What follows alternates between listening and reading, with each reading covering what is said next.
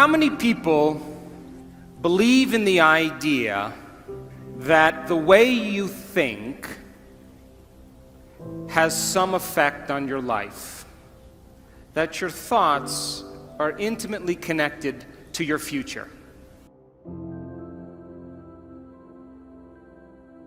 So your thoughts in some way create your reality. You believe that? So how many people in this audience have a clear vision of their future? You see, you think 60 to 70,000 thoughts in one day. Out of those 60 to 70,000 thoughts that you think in one day, 90% of those thoughts are the same thoughts as the day before. So if you believe that your thoughts somehow are connected to your life, then the same thoughts always lead to the same choices. The same choices always lead to the same behaviors. The same behaviors create the same experiences, and the same experiences produce the same emotions. And those very same emotions drive the very same thoughts. And your biology, your neurocircuitry, your neurochemistry, your neurohormones, and even your genetic expression is equal to how you think, how you act, and how you feel. And how you think, how you act, and how you feel is called your personality. And your personality creates your personal reality. That's it. So then, if you wanted to create a new personal reality, a new life, then you would have to start thinking about what you've been thinking about and change it. You would have to become aware of your unconscious thoughts and observe them. You would have to pay attention to your automatic habits and behaviors and modify them. And you would have to look at the emotions you live by every single day that are connected to your past and decide if those emotions belong in your future. You see, most people try to create a new personal reality as the same personality, and it doesn't work. You literally have to become someone else. So your brain is organized to reflect everything you know in your life. Your brain is a record of the past. It's an artifact of all the things you've learned and experienced to this moment. So if you wake up every morning and get out of bed on the same side, shut the alarm clock off with the same finger, shuffle into the bathroom and use the toilet like you always do, go and get a cup of coffee and drink coffee out of your favorite mug, then get in the shower and wash yourself off in the same routine way, drive to work, get to work, see the same people that push the same emotional buttons, do the same things that you've memorized and do so well, then hurry up and go home, and hurry up and check your emails, and hurry up and check your Facebook, then hurry up and go to bed. Here's my question. Did your brain change at all that day? We could say that you were thinking the same thoughts, performing the same unconscious actions, living by the same emotions, but secretly expecting your life to change. So there's a principle in neuroscience. And the principle says, nerve cells that fire together wire together. So if you're thinking the same thoughts, making the same choices, demonstrating the same behaviors, reproducing the same experiences that stamp the same networks of neurons into the same patterns, and then produce the same emotions, you're going to hardwire your brain into a very finite signature.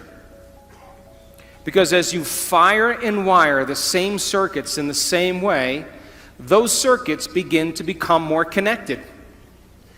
And by the time you're 35 years old, this is science now, we become a set of memorized behaviors, unconscious habits, automatic emotional reactions, beliefs and perceptions, and even attitudes that function just like a computer program.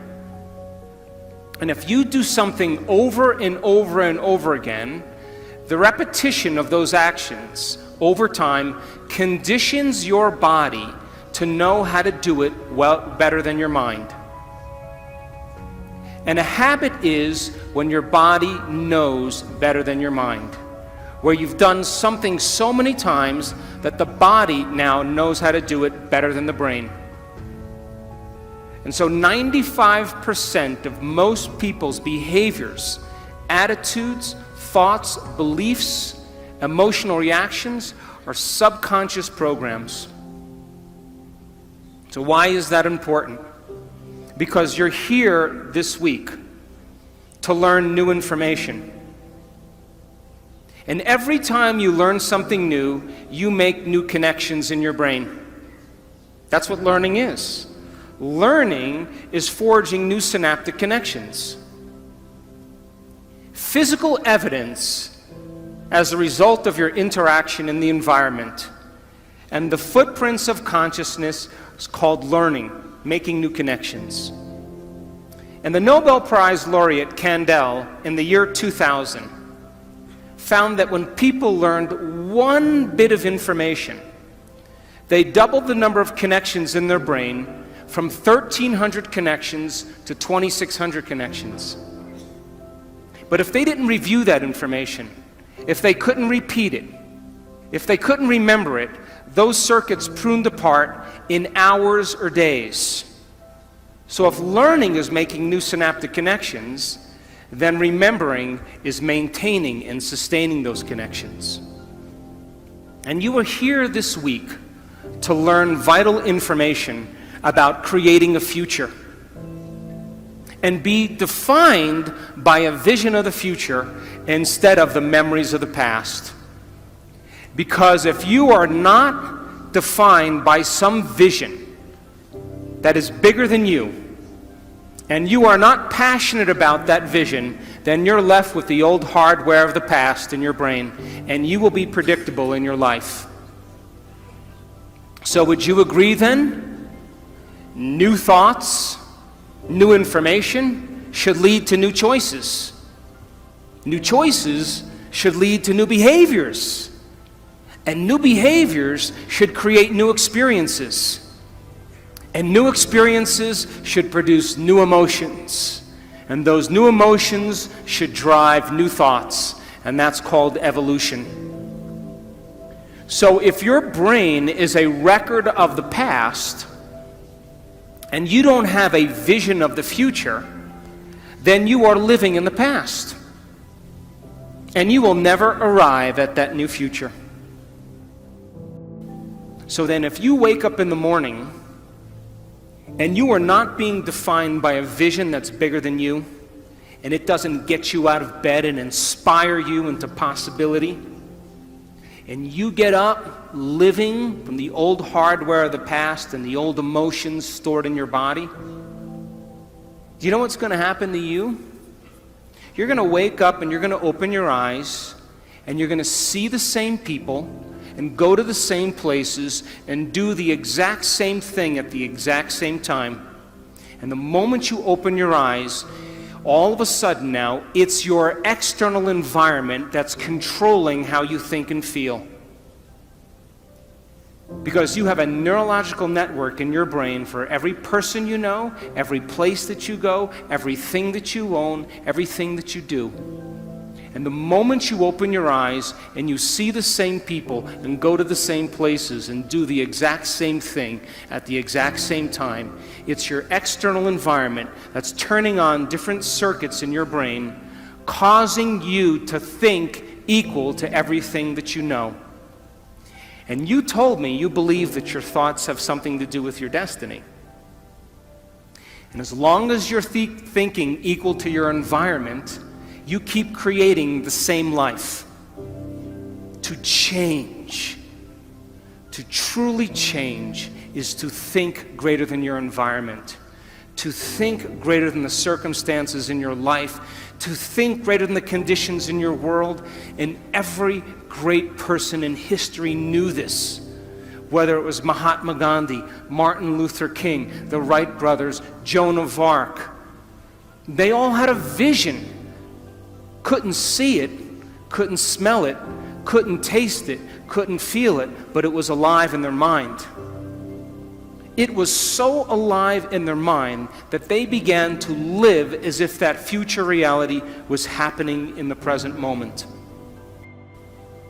And so the moment you stop making the same choices that you always make, get ready, because it's going to be uncomfortable. And that's the moment you are heading towards the new self. And we call it stepping into the river of change. But now, remember, 95% of who you are is your body as the mind. You know, you've done something enough times that your body does it better than your brain. So you may actually complain unconsciously because your body does it all the time. And all of a sudden you say, no complaining, no more blaming, no more feeling sorry for myself, no more talking about other people. I'm going to stop. You know what happens, don't you? The body starts sending signals to the brain. The body's been conditioned that way. And all of a sudden, you start hearing the thoughts in your head that say, why don't you start tomorrow? Tomorrow's a better day. This is too hard for me, I can't change. Something's wrong with me, it's my mother's fault. It's my ex-husband's fault. It's my ex-wife's fault. I'm this way because of this event. Or the most important one, this doesn't feel right.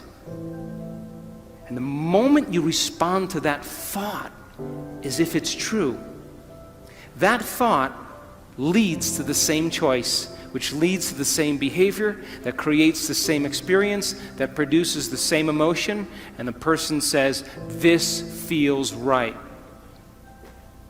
That feels familiar. Going from the old self to the new self, stepping into that void, stepping into that uncertainty, is the biological, the neurological, the chemical, the hormonal, genetic death of the old self. And people will say to us, well, in that unknown, I can't predict my life or my future. And we always say the same thing to them. The best way to predict your future is to create it, not from the known, but from the unknown. And when you and I get comfortable in the place of the unknown, that's where the magic happens. And it never happens in the known.